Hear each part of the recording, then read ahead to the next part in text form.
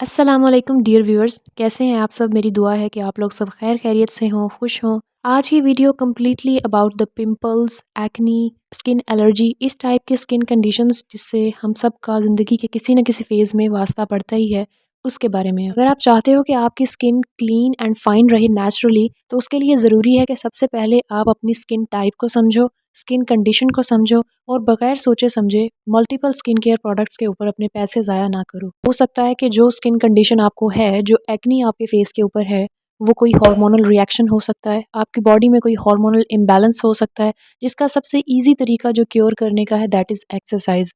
उसके बाद हो सकता है कि आपको कोई फूड एलर्जी हो, लाइक कुछ लोगों को पीनट से एलर्जी होती है, कुछ लोगों को एग से एलर्जी होती है। इन फूड्स के अंदर डिफरेंट टाइप के प्रोटीन्स पाए जाते हैं जिनको आपका इम्यून सिस्टम रिकॉग्नाइज नहीं कर पाता और हार्मफुल बॉडीज़ के तौर पे इन पर रिएक्ट करता है और फिर आपकी स्किन के ऊपर डिफरेंट टाइप की कंडीशंस लाइक एक्नी, पिंपल्स या समटाइम्स रेडनेस भी शो होना शुरू हो जाती है। इससे अगला जो स्टेप है अपनी स्किन को नेचुरली क्लीन करने का, that is choose your food wisely. यहाँ पे मैं ये बात नहीं करूँगी कि आप जंक फूड ना खाओ, ये जंक फूड हमारी बॉडी के लिए अच्छी नहीं होती, स्किन के लिए अच्छी नहीं होती। आई नो कि आप लोगों को ये बातें पहले से ही पता है। Here I am to tell you कि आप जो कुछ भी खाते हो, आप उस चीज़ को एक नए पर्सपेक्टिव से देखो।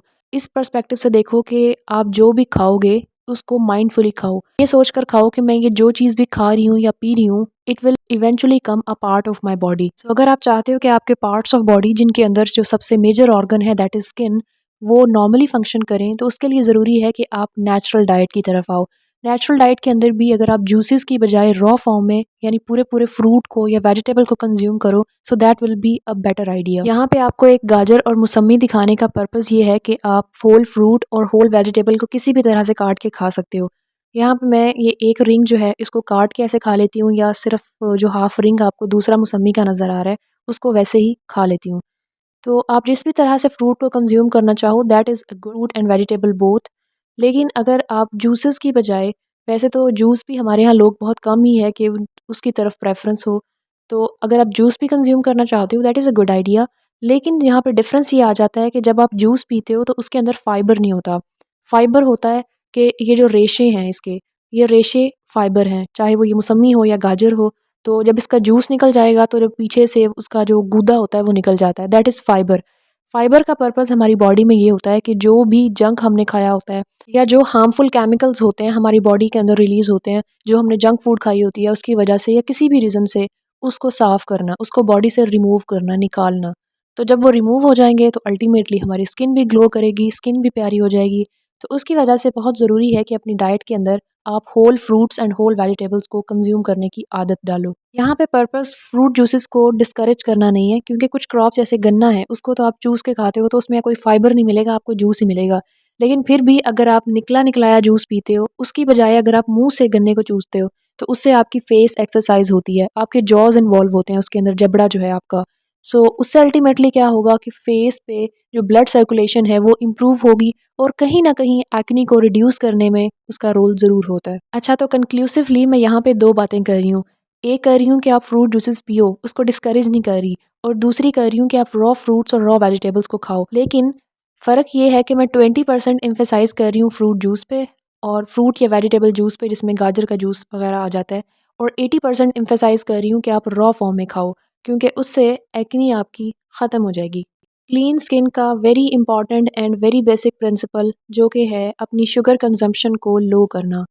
वो शुगर जो कि आप सिंथेटिक फॉर्म में खाते हो, यानी कि एक तो शुगर है कि जैसे फॉर एग्जांपल आपने एप्पल खाया तो वो मीठा होता है, उससे आपकी बॉडी को शुगर मिल रही है। लेकिन एक शुगर वो है जो चीनी होती है, चीनी की मैं बात कर रही हूँ, उसको आप कम करने की कोशिश करो। अभी यहाँ पे मैं चाय बना रही हूँ तो आपको सिर्फ ये दिखा रही हूँ कि मैं उसके अंदर गुड़ डालती हूँ और थोड़ी सी अमाउंट में चीनी भी डाल लेती हूँ। तो आप लोग भी अगर चीनी का इस्तेमाल करते हो तो उसके साथ आप गुड़ की भी एडिशन कर सकते हो, और अगर चीनी आप 1 चम्मच डालते हो तो उसको आधा कर दो। क्योंकि आप लोग भी जानते होंगे कि शुगर को वाइट पॉइज़न कहा जाता है। वो इसीलिए कहा जाता है क्योंकि ये हमारी बॉडी के अंदर बहुत सारी डिस्टर्बेंसेस क्रिएट करती है, हॉर्मोन्स को डिस्टर्ब करती है, जिससे अल्टीमेटली आपको कहीं न कहीं ब्रेकआउट का, एक्ने का चांस रहता ही रहता है। और आप लोग ये भी जानते होंगे कि पाकिस्तान डायबिटीज़ में नंबर 1 पे है, यानी शुगर के पेशेंट्स पाकिस्तान में सबसे ज़्यादा पाए जाते हैं। तो एक रीज़न तो ये हो गई, और दूसरा ये कि आपकी स्किन पे भी इसके मल्टीपल एडवर्स इफ़ेक्ट्स होते हैं। चीनी जिसमें कि चाय की फ़ॉर्म में हो गई, चाय ज़्यादा कंज़्यूम की जाती है, आप खीर खाते हो, हलवे खाते हो, व्हाटएवर, उसके अंदर अपनी चीनी की कंज़म्पशन को कम करने की कोशिश करो। इससे आपकी जितनी भी स्किन कंडीशंस हैं, स्किन प्रॉब्लम्स हैं, वो नेचुरली बहुत हद तक क्योर हो जाती हैं, हील हो जाती हैं। All right, now come to our favourite topic, that is skin care. Skin care करना हमें बहुत अच्छा लगता है क्योंकि इससे हम प्यारे लगते हैं। बट बहुत बड़ी जो गलती हम करते हैं कि हम गलत स्किन केयर प्रोडक्ट्स को चूज़ कर लेते हैं।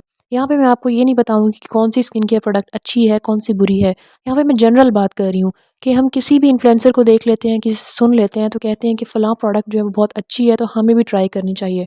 ट्राई करना इज़ नॉट बैड, लेकिन उसको एक्सक्लूसिवली अपने स्किन केयर का पार्ट बना लेना सिर्फ़ इसीलिए कि किसी ने कहा था, लेकिन आपको वो सूट नहीं करती, तो बहुत सारे एडवर्स इफ़ेक्ट आपकी स्किन के ऊपर हो सकते हैं। यहाँ अगर आप लोगों से मैं अपना एक वर्स्ट एक्सपीरियंस शेयर करूँ स्किन केयर का, तो जब मैं टीनेज में थी तो मैं फ़ेस वॉश के लिए फेयर एंड लवली का ये फ़ेस वॉश यूज़ करती थी। मेरी स्किन क्योंकि कॉम्बिनेशन टाइप है, तो मैं तब मुझे स्किन टाइप का आइडिया ही नहीं था कि ये भी कोई चीज़ होती है। तो इसको यूज़ करने के बाद मेरी स्किन इतनी कोई शदीद ड्राई हो जाती थी, बट स्टिल एक टाइम पीरियड के लिए मैंने इसको कंटिन्यूअसली यूज़ किया है विदाउट अंडरस्टैंडिंग कि मेरी स्किन जो है इसको एक्सेप्ट नहीं कर रही, क्योंकि तब आइडिया ही नहीं था। सो आपने ये गलती नहीं करनी। नेक्स्ट फैक्टर जो कि एक्नी कॉज कर सकता है, दैट इज़ स्ट्रेस। स्ट्रेस हम सभी की लाइफ में कहीं ना कहीं किसी ना किसी वजह से होता ही है, लेकिन द सोल्यूशन इज़ कि आपने उसको मैनेज किस तरीके से करना है। जर्नलिंग करके, प्रेयर करके, अपने लाइफस्टाइल को बेटर करके। अगर आप इन जनरल टिप्स को फॉलो कर लोगे तो इससे आपकी एक्नी और रिलेटेड कंडीशंस बहुत हद तक रिजॉल्व हो जाएंगी और आपकी बॉडी हीलिंग की तरफ आ जाएगी। उसके अलावा अगर आप जानना चाहते हो कि आप अपने आप को किस तरीके से ग्रूम कर सकते हो, उसके लिए अभी स्क्रीन पे आने वाली वीडियो को देख सकते हो। And yes, don't forget to subscribe my channel to watch more of my videos. अल्लाह हाफिज़।